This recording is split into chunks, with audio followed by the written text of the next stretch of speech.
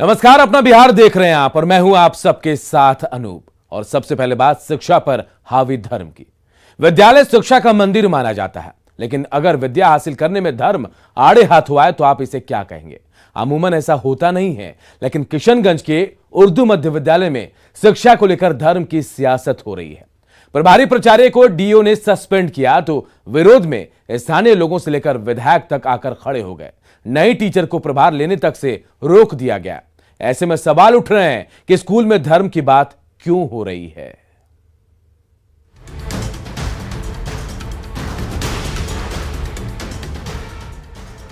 किशनगंज का लाइन उर्दू मध्य विद्यालय इन दिनों विवादों में है, क्योंकि शिक्षा के इस मंदिर में धर्म के नाम पर पहले गैर उर्दू प्रिंसिपल का विरोध किया गया, जो आगे चलकर सियासत में तब्दील हो गया।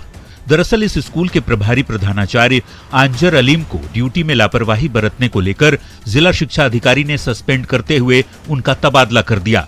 उनकी जगह शिक्षिका झरना बाला शाह को ज्वाइन करने का आदेश दिया गया। लेकिन जब झरना बाला शाह ज्वाइन करने उर्दू मध्य विद्यालय पहुंची तो उन्हें ड्यूटी ज्वाइन करने से रोक दिया गया। स्थानीय लोगों के विरोध का साथ ठाकुरगंज के आरजेडी विधायक सऊद आलम नदवी ने भी किया और इसके विरोध में उन्होंने डीईओ को चिट्ठी भी लिख डाली। लाइन उर्दू के लिए जो झरना वाला शाह का आदेश हुआ है कि इनका यहाँ पोस्टिंग किया गया है, जिसे लिखित में भी उन्होंने हमें दे रखा है कि आप योगदान उर्दू भाषी हैं तो लें और हिंदी भाषी हैं तो नहीं लें। मैंने गार्जियन लोग विरोध कर रहे थे। गार्जियन लोग विरोध कर रहे। उर्दू स्कूल का ये मामला सियासी रंग लेने लग गया तो जवाब सत्ता पक्ष की ओर से भी दिया गया। धर्म के आधार पर लोगों को बांटने की साजिश करार दिया जा रहा है, जबकि अपने फैसले पर अड़े जिले के शिक्षा अधिकारी का कहना है कि कार्रवाई नियम के तहत ही की गई है, इसके विरोध का कोई मतलब नहीं। ये हो कि भाई ये हिंदू है, ये मुसलमान है, ये टीचर हिंदू हो गया, ये मुसलमान हो गया, तो ये दुखद घटना है, ऐसा नहीं होना चाहिए। जो भी लोग इस मामले में लिप्त हैं, जो भी लोग, उनके ऊपर कड़ी से कड़ी कार्रवाई हो, उनके ऊपर में एफआईआर हो। जो किशनगंज के मुस्लिम और हिंदू के बीच में गलतफहमी पैदा कर यहाँ के माहौल को खराब करना चाह रहे हैं। हेडमास्टर का पद सार्वभौमिक होता है, वो कोई भाषाई पद नहीं है, इसलिए इस पर तत्काल विचार किया जाना संभव नहीं है। अभी हम लोग इस मामले को अपने स्तर से देख रहे हैं, आगे देखते हैं। इस पर जो भी संभव होगा हम लोग योगदान कराने का प्रयास करेंगे, इसलिए कि नियमानुकूल। राजद विधायक डीईओ के आदेश को गलत मान रहे हैं तो सवाल ये भी खड़े हो रहे हैं कि आखिर स्कूल में उर्दू गैर उर्दू शिक्षकों का हवाला देकर क्या शिक्षा पर सियासत हो रही है? शिक्षा के मंदिर के विवाद को आरजेडी विधायक का साथ क्यों मिल रहा है? शिक्षा विभाग के आदेश को राजनीति से क्यों जोड़ा जा रहा है? साथ ही ये भी कि यदि उर्दू स्कूलों में गैर उर्दू शिक्षकों की पोस्टिंग होती है तो फिर प्रिंसिपल की क्यों नहीं? आशीष सिन्हा, न्यूज़ 18, किशनगंज।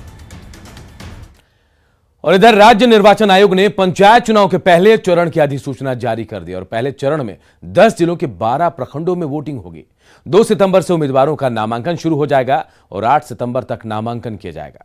11 सितंबर को नामांकन पत्रों की जांच होगी, जबकि 13 सितंबर तक उम्मीदवार जो हैं वो अपना नाम वापस ले सकेंगे।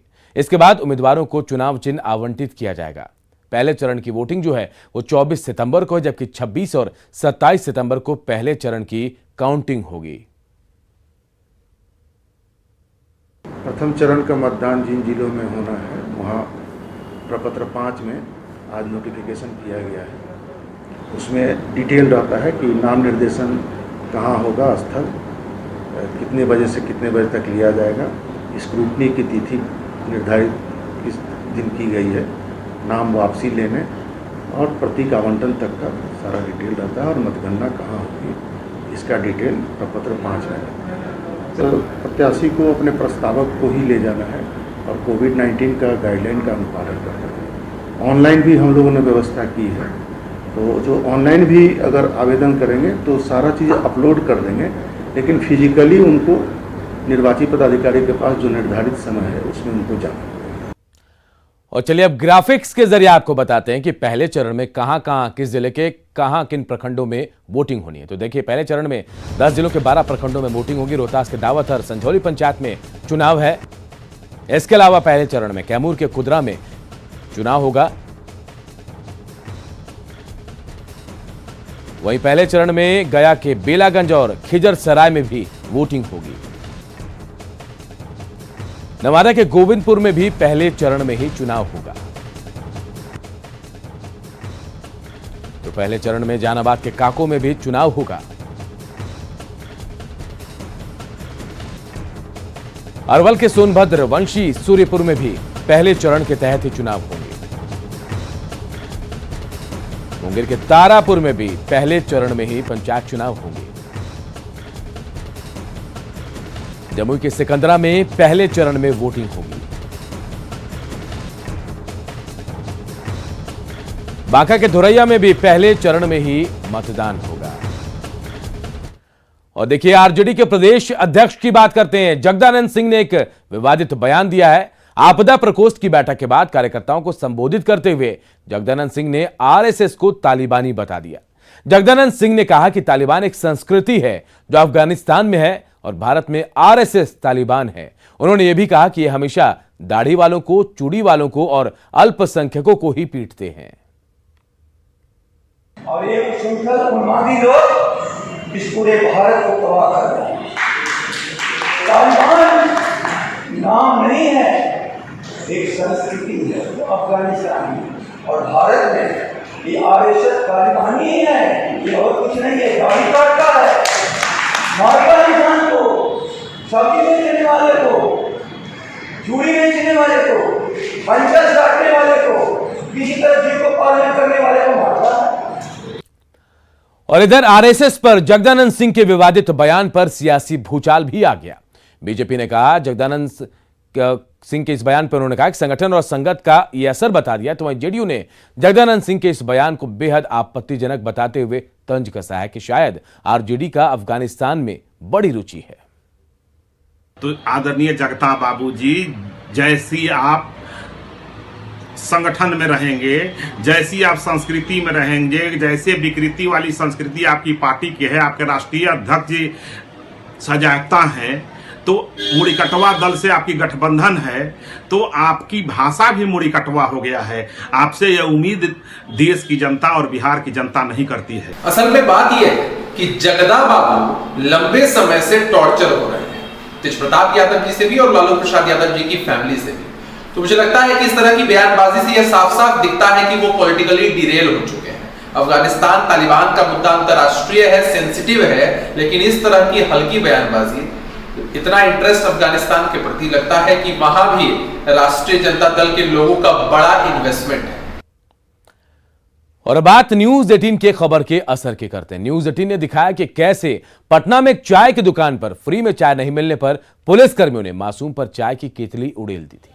न्यूज 18 पर खबर दिखाए जाने के बाद एसएसपी ने जांच के आदेश दिए थे। जांच अधिकारी ने बताया कि शुरुआती जांच में मामला सही पाया गया है और आरोपी पुलिसकर्मियों की पहचान भी की जा रही है। फ्री में चाय देने में हुई देरी के बाद एसकेपुरी थाना के पुलिसकर्मियों ने सोमवार की रात हड़ताली मोड़ के इसी चाय दुकान पर शर्मनाक करतूत को अंजाम दिया था, जब एक मासूम बच्चे को जला दिया गया था चाय की केतली फेंककर।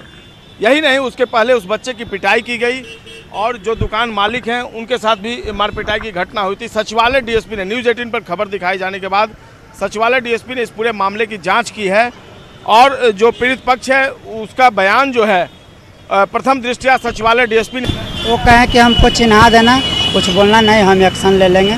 हम चिन्हा दिए उनको, वो कहें कि ठीक है अब चलो गाड़ी में बैठ। बच्चे का इलाज करवाया जा रहा है और सचिवालय डीएसपी ने न्यूज़ 18 को इस बात की जानकारी दी है कि जो पुलिसकर्मी हैं, सारे पुलिसकर्मियों को आइडेंटिफाई किया जाएगा जिन लोगों ने की ड्यूटी उस रात यहाँ लगी थी और जिन्होंने बच्चे के ऊपर गरम। कैमरा पर्सन सुबोध के साथ संजय कुमार, न्यूज़ 18 पटना। वहीं पटना के एसएसपी ने कहा कि मामले की छानबीन की जा रही है और आरोपियों के खिलाफ कार्रवाई भी होगी। माध्यम से हम लोग देखे, आप लोग के चैनल पे भी चल रहा था, उसी के बाद आप लोग का फ़ोन हम लोग को पाया था कई मीडिया बंधुओं का, तो हम लोगों ने जांच के लिए डीएसपी सचिवालय को बोला। सिटी एसपी सेंट्रल को भी कहा गया है, एक विस्तृत रिपोर्ट आ जाती है तो हम लोग आइडेंटिफाई करा लेते हैं कि घटना क्या घटी है और जो भी दोषी होगा उसको हम लोग चिन्हित कर लेंगे, उसके खिलाफ हम लोग कार्रवाई करेंगे। और बिहार में छठे चरण की शिक्षक बहाली प्रक्रिया अब तक पूरी नहीं हो पाई है और अब भी 57,000 सीटों के लिए काउंसलिंग बाकी है। इस मामले में शिक्षा विभाग के अपर मुख्य सचिव का दावा है कि हर हाल में साल के अंत तक चयनित अभ्यर्थी शिक्षक बन जाएंगे, लेकिन जहां तक काउंसलिंग हो चुके अभ्यर्थियों को ज्वाइनिंग लेटर देने की है तो उनके सर्टिफिकेट की जांच के बाद ही ये उन्हें मिलेगा। अपर मुख्य सचिव संजय कुमार से बातचीत की हमारे संवाददाता रजनीश कुमार ने। बिहार के प्रारंभिक स्कूलों में शिक्षक बहाली प्रक्रिया लगातार जारी है, लेकिन जिनकी काउंसलिंग हो चुकी है उन्हें अब तक ज्वाइनिंग लेटर नहीं मिला है। साथ ही बचे हुए अभ्यर्थियों की काउंसलिंग नहीं हुई है। ऐसे में हम शिक्षा विभाग के अपर मुख्य सचिव हैं संजय कुमार, उनसे सीधे बातचीत करेंगे। सर, 94,000 सीटों पर जो बहाली होने वाली है, इसमें कितने अभ्यर्थियों का काउंसलिंग हो चुका है? देखिए, ये ऐड लगभग 2 वर्ष पूर्व निकला था और उसके तहत जो कार्रवाई हो रही है उसमें 1 से 5 क्लासेस में 62,714 वैकेंसीज हैं, जिसके अगेंस्ट में 26,286 की काउंसलिंग की गई है और 6ठी से 8वीं में 23,206 रिक्तियों के विरुद्ध 11,728 की काउंसलिंग हुई है। 94,000 सीटों के लिए काउंसलिंग कंप्लीट होने के बाद ही आप ज्वाइन लेटर देंगे आप?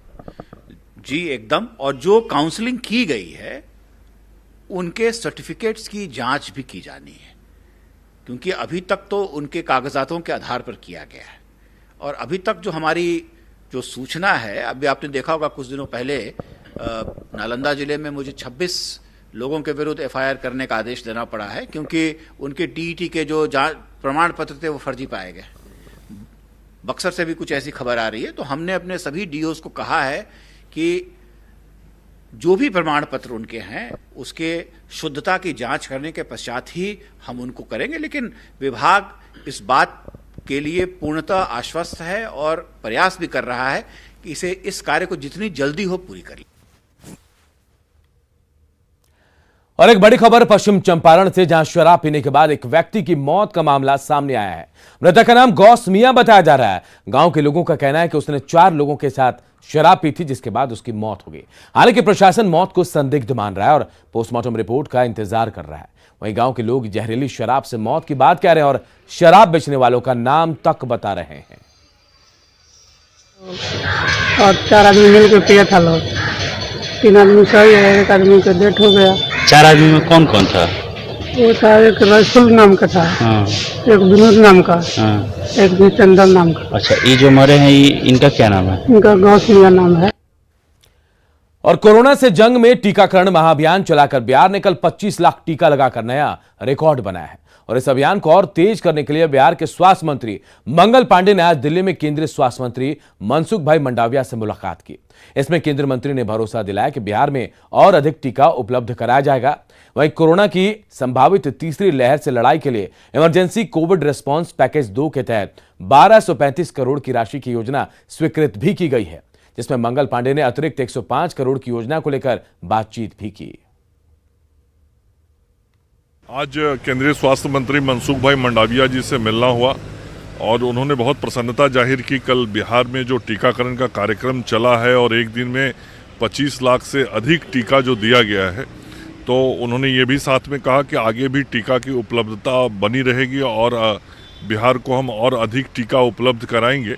और मैंने भी केंद्रीय स्वास्थ्य मंत्री को यह विश्वास दिलाया कि जैसे जैसे हमें टीके की आपूर्ति होगी हम पूरे जोर से लोगों को टीका राज्य में देंगे। मंत्रालय ने इमरजेंसी कोविड रिस्पांस पैकेज 2 के तहत 1235 करोड़ रुपए की स्वीकृति राज्य की योजना को दी है और इसके अतिरिक्त 105 करोड़ की और योजना की स्वीकृति के संदर्भ में मैंने स्वास्थ्य मंत्री जी से बात किया। उन्होंने कहा कि उसकी भी स्वीकृति मिल जाएगी और इस ECRP 2 का जो पैसा स्वीकृत हुआ है लगभग 1235 करोड़ रुपया का, तो उसका 60-40 शेयर में केंद्र और राज्य के अनुसार खर्च होगा। तो उसका जो 15% राशि जाना था लगभग 115 करोड़ रुपया, वो रिलीज भी भारत सरकार से हो गया है।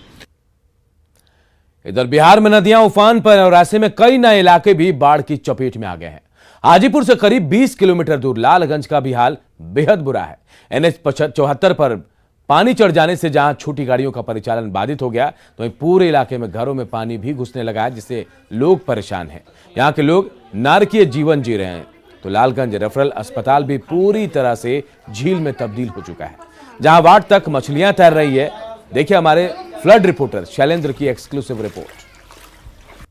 बिहार की कई नदियां एक साथ उफान पर हैं और स्थिति ये है कि इस तरीके से एनएच पर पानी चढ़ा है। और सबसे बड़ी बात है कि ये हाजीपुर वैशाली एनएच की हम तस्वीर दिखा रहे हैं, जहां पर सिर्फ बड़ी गाड़ियां ही इस वक्त चल सकती हैं। यदि आपको हाजीपुर से वैशाली की ओर जाना है तो लालगंज के आगे आप नहीं जा सकते हैं, क्योंकि लालगंज से आगे कई किलोमीटर तक किसी तरीके से सड़क पर पानी है। और जो लोग उधर से आ रहे हैं काफ़ी मुश्किलों का सामना करना पड़ रहा है, क्योंकि छोटी गाड़ियाँ नहीं चल रही। तकरीबन महीने दिन से तो था ही, लेकिन कल सुबह से मतलब बिल्कुल भयावह स्थिति हो गया है, बिल्कुल भयावह। जो किसी तरह का कोई औपचारिक मतलब जो होता है सहायता, किसी तरह का कोई कुछ नहीं हुआ है अभी। क्या स्थिति है? पानी कब चढ़ा? पानी तो करीब 2 महीना से है, लेकिन कल से बहुत ज़्यादा पानी बढ़ चुका है। इतना है कि कल पूरा डूब चुका है। इधर पीने का पानी तक का उपाय नहीं है कुछ नहीं। दुकान और घर में भी पानी? घर में पूरा पानी है। प्रशासन कोई सुन नहीं रहा। विगत 3 महीने से पानी लगा हुआ है। पूरा मेरा 3 पुलवा चौक जाम है। किसी प्रशासन ने हिम्मत नहीं कि वो चौक को खुलवा सके। खड़ा होना हम लोग का पैर एकदम सड़ गया है पूरा।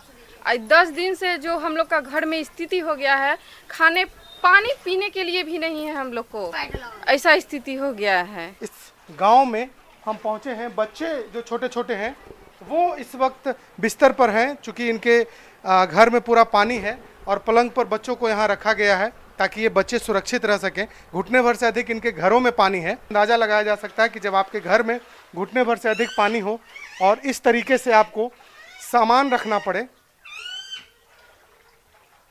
ये लालगंज वैशाली के गांव की हम तस्वीर दिखा रहे हैं कि यहाँ कैसे लोग यहाँ पर रहने को मजबूर हैं। और ये पानी कहा जा रहा है कि पिछले कई महीनों से है, लेकिन कल रात इनके घरों तक पानी पहुंच चुका है। इसके पहले सड़क पर और इधर के इलाके में ही सिर्फ पानी था। लालगंज का ये रेफरल हॉस्पिटल है और यहाँ की तस्वीर दिखा रहे हैं। जब इस गांव में हम आए तो घरों में पानी घुसा है और दूसरी ओर अब इस अस्पताल की हम तस्वीर को दिखा रहे हैं कि किस तरीके से यहाँ पर लोग काम कर रहे हैं और ख़ास तौर पर जो मरीज हैं उनका इलाज कैसे हो रहा है। नीचे पूरा कभी 1.5 हाथ पानी है, उसी में हम लोग काम कर रहे हैं। टेबल कुर्सी लगा हुआ है। वैकल्पिक व्यवस्था के बारे में सोचा जा रहा है। और ये तस्वीर यहाँ पर हम अंदर दिखाते हैं। देखिए ये प्रसव कक्ष है और यहाँ की ये तस्वीर है कि किस तरीके से जो पूरा सिस्टम है, यहाँ पर जो मशीनरी है, जो बेड है, वो डूबे हुए हैं। और यहाँ यदि इमरजेंसी किसी को होता है तो यहाँ कुछ उपाय नहीं है, कोई विकल्प नहीं है कि यहाँ पर उनका इलाज हो सके। उसके अलावा और भी दूसरे अन्य जो कमरे हैं उनकी तस्वीर हम दिखाएंगे कि देखिए कैसे यहाँ पर जो बेड है वो वहाँ तक पानी पहुँच चुका है। इस कमरे की भी तस्वीर देखिए कि कैसे यहाँ पर पूरा बैटरी और बाकी जो तमाम जो मशीनरी होती है वो यहाँ पर लगी है और वो भी जलमग्न हो चुका है। इलाज मुश्किल हो गया। हॉस्पिटल का जब ये हाल हो गया है तो जनता का क्या हाल होगा? जनता इलाज के बिना मर जाएगा। पूरे अस्पताल में पानी है और ओपीडी में भी इस वक्त पानी जमा है और यहाँ डॉक्टर भी बैठे हैं, मरीज भी हैं, उनका इलाज भी किया जा रहा है। लेकिन पानी में इलाज हो रहा है क्योंकि घुटने भर तक पानी यहाँ पहुँच चुका है। डॉक्टर साहब, काफ़ी मुश्किल होगा इलाज करना अभी लोगों का पानी में बैठकर? जी सर, थोड़ा मुश्किल हो रहा है क्योंकि पानी है, पानी में हमको खड़ा रहना पड़ रहा है सर। मरीज आ रहे हैं? जी सर, मरीज आ रहे हैं, लगातार मरीज आ रहे हैं। अभी 25-30 मरीज आ चुके हैं अभी तक। बाढ़ की स्थिति है वो विकराल रूप लेते जा रही है क्योंकि बिहार की कई नदियां फिलहाल उफान पर हैं। कैमरा पर्सन दीपक के साथ शैलेंद्र, न्यूज़ 18 वैशाली। और अपना बिहार के इस बुलेटिन में इतना ही। आगे है जोहार झारखंड।